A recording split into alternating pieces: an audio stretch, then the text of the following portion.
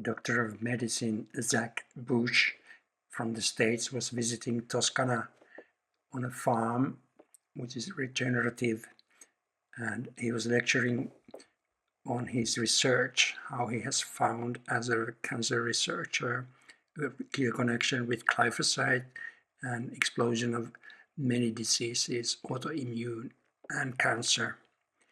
And we had a very interesting lecture there, and we could visit the farm which is using methods from the 50s, and of their bread and pasta, even people with gluten intolerance don't get any symptoms, because as Zach Bush is saying, that it's actually intolerance for glyphosate, not gluten.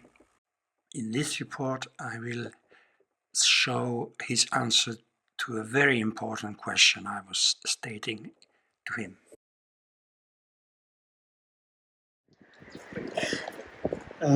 I work with many regenerative farmers in different countries in Europe, and they love the soil, but they hate the weeds, and they try to get rid of them still by not tilling, not poisoning, and they are feeling like, how should we deal with this problem? And I don't see it as a problem, so the weeds are the best friend of others to me.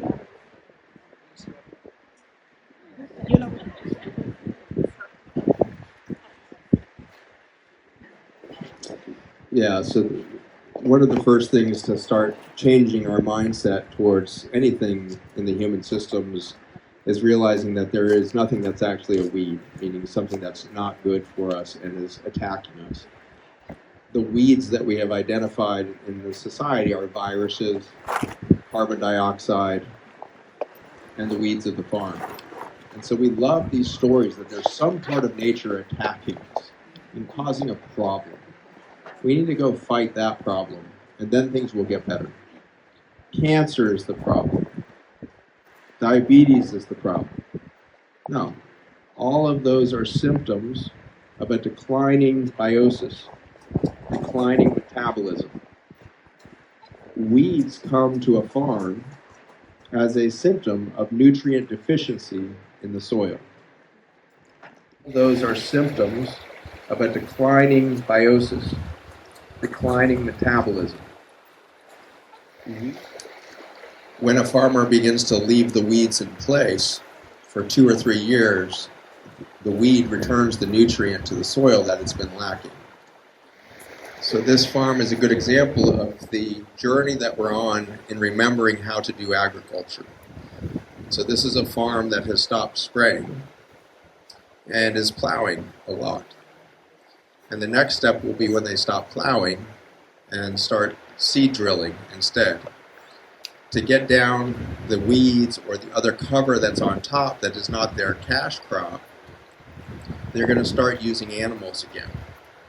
And so the grazing animal got removed from the farm 50 years ago.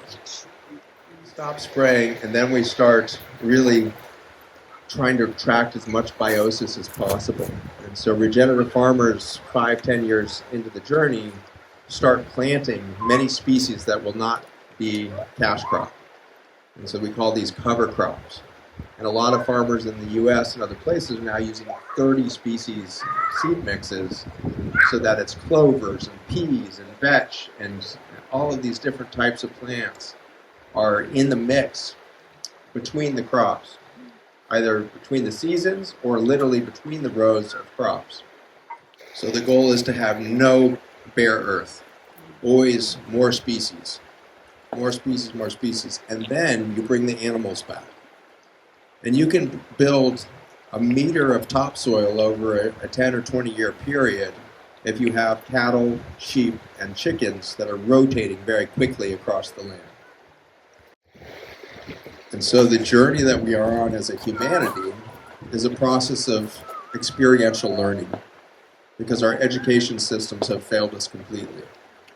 And so we need to move farmers, physicians, engineers, nurses, doctors back into a situation of experiential learning where they are encouraged to make observation and then adapt. Make observation and then adapt. None of that will happen on the farm until each of you and I take radical responsibility for the things that we have called weeds in our life. It's very often that we begin to feel that the people that are closest to us, that we have vowed the most love to, begin to be treated in our lives as if they are weeds, that they are sucking energy out of us, rather than realizing that they were put in our space for us to widen our connections, to create the biosis.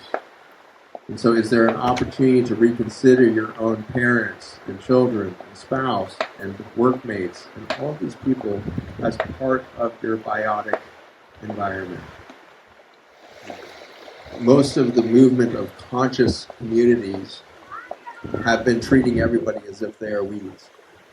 And so they're trying to sterilize their way of thinking. And we do this all over the place. We are all guilty of this.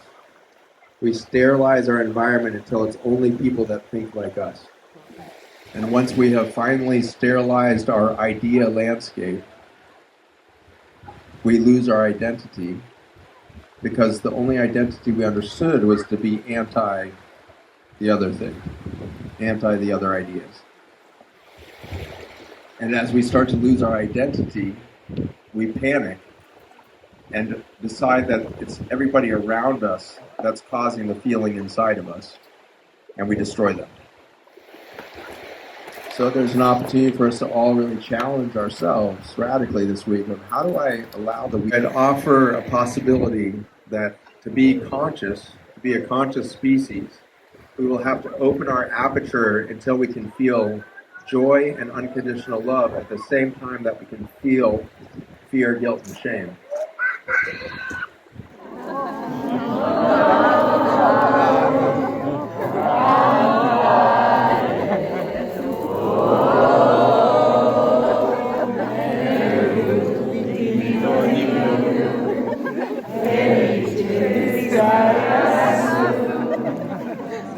Stories often feels like this. They don't return. That's a very good